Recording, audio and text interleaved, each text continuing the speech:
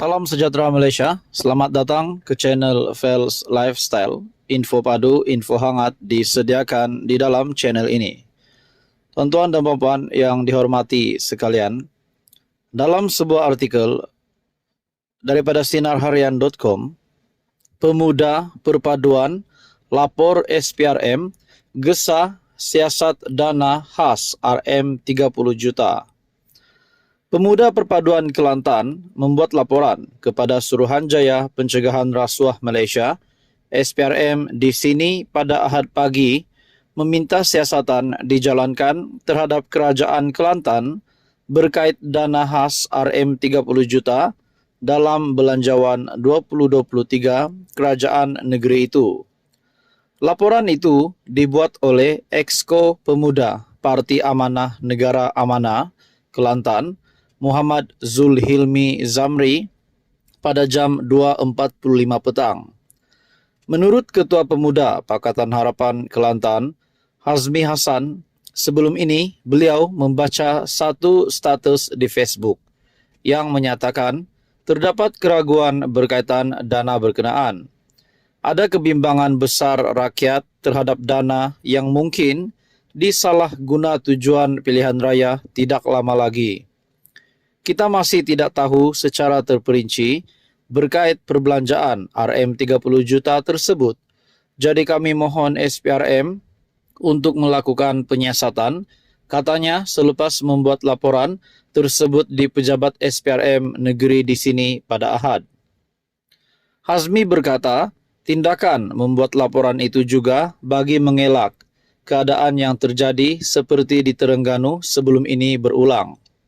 Pada 27 Jun lalu, Mahkamah Pilihan Raya Terengganu membatalkan kemenangan Ahli Parlimen Kuala Terengganu, Datuk Ahmad Amzad Hashim yang mewakili PAS pada pilihan raya umum ke-15 selepas calon Barisan Nasional Datuk Muhammad Zubir Embong berjaya membuktikan perbuatan rasuah berlaku dengan tujuan mempengaruhi pengundi.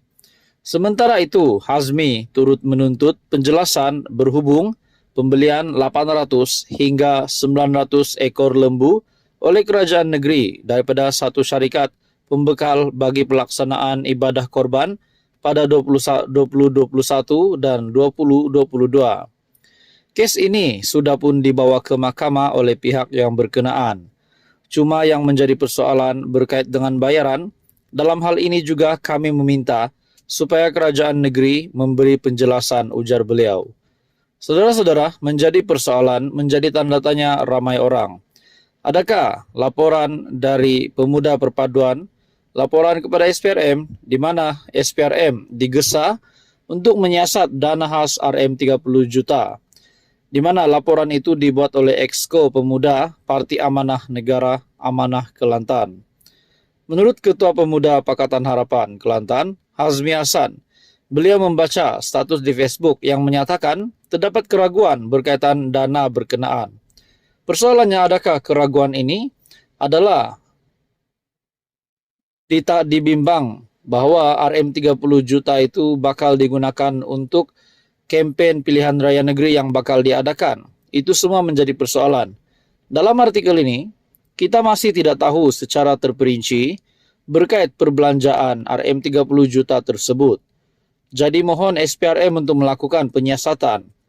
Hazmi juga berkata, tindakan membuat laporan itu bagi mengelakkan keadaan yang terjadi seperti di Terengganu sebelum ini berulang, di mana pada 27 Jun lalu, Mahkamah Pilihan Raya Terengganu membatalkan kemenangan Ahli Parlimen Kuala Terengganu, Datuk Ahmad Amzad Hashim, yang mewakili PAS pada PRU ke-15.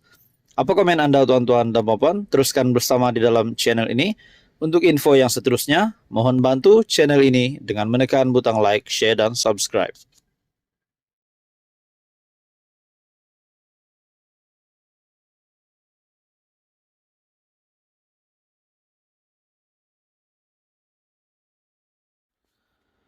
Salam sejahtera Malaysia, selamat datang ke channel Fels Lifestyle.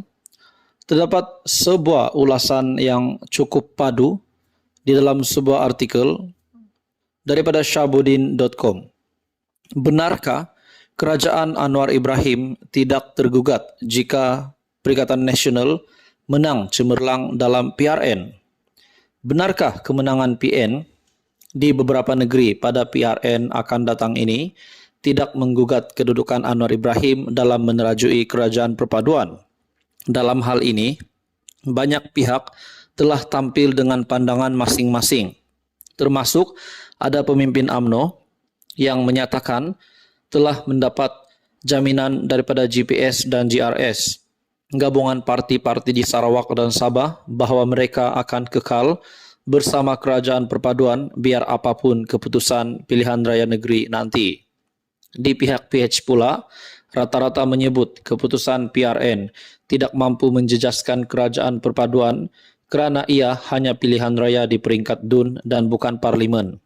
Begitupun di ketika ramai yang menyebut kekalahan PHBN dalam PRN sama sekali tidak menjejaskan kedudukan kerajaan perpaduan di peringkat pusat, jangan sesekali kita lupa bahawa kemenangan PN jika benar mampu dicapai di 4 atau 5 negeri, paling penting ia akan memberi gandaan rangsangan semangat kepada mereka untuk lebih agresif mendepani pilihan raya umum ke-16 akan datang.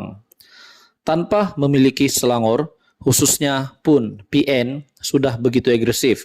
Bayangkan bagaimana keagresifan mereka jika setelah berjaya menawan negeri tersebut. Di samping itu, jika keputusan buruk diterima UMNO pada PRN akan datang ini, ia juga boleh memungkinkan timbulnya desakan daripada dalam parti itu sendiri agar meninggalkan kerajaan bagi mengelakkan keputusan lebih buruk diterima Barisan Nasional pada PRU 16 akan datang. Berdayakah Zahid Hamidi menahan desakan itu jika pada PRN nanti UMNO kalah teruk atau tewas semua kerusi yang ditandinginya?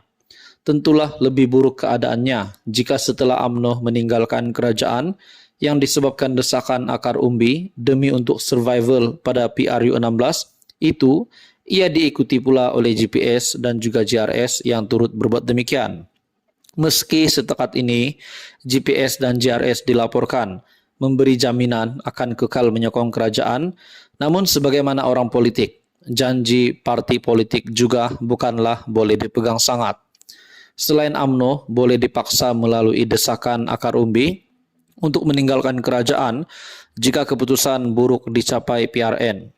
Langkah lain yang mungkin berlaku ialah penentang-penentang Zahid Hamidi akan berpakat dengan PN dan kemudian memujuk GPS serta GRS untuk menolak kelulusan Belanjawan 2024 pada hujung tahun ini. Pokoknya, selepas 12 Ogos nanti, macam-macam boleh jadi dan tidak apa yang mustahil daripada terjadi. Jadi, jangan mudah-mudah membuat kesimpulan bahawa keputusan PRN nanti tidak memberi kesan kepada kedudukan kerajaan perpaduan. Untuk itu, PH dan BN tidak harus memandang mudah dan mesti menggunakan segala sumber serta kekuatan yang ada bagi menghadapi PRN 6 negeri yang tarik mengundinya tidak sampai sebulan lagi. Jika berjaya mengekalkan status quo, yaitu PHBN kekal menguasai Selangor, Pulau Pinang dan Negeri Sembilan, itu dikira sudah cukup baik dan merupakan keputusan minima yang boleh menyelamatkan masa depan. Di samping keputusan itu, meletakkan kerajaan yang dibentuk nanti tidak stabil dan menjadikan PN lebih galak dengan memainkan sentimen Melayu, UMNO yang merupakan sebahagian komponen dalam kerajaan perpaduan sudah tentu paling tertekan sekali dengan keputusan tersebut. Pasti akan sentiasa timbul gegaran menekan Zahid Hamidi dan meminta UMNO segera berpisah daripada kerajaan. Paling selamat buat PHBN hanyalah kalau berjaya mengekalkan 3 negeri yang sedang dikuasainya sekarang serta dapat pula merampas 1 atau 2 negeri yang lain sedang ditadbir PN ketika ini.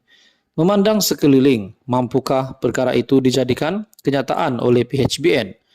Syabuddin Husin, 14 bulan 7 2023.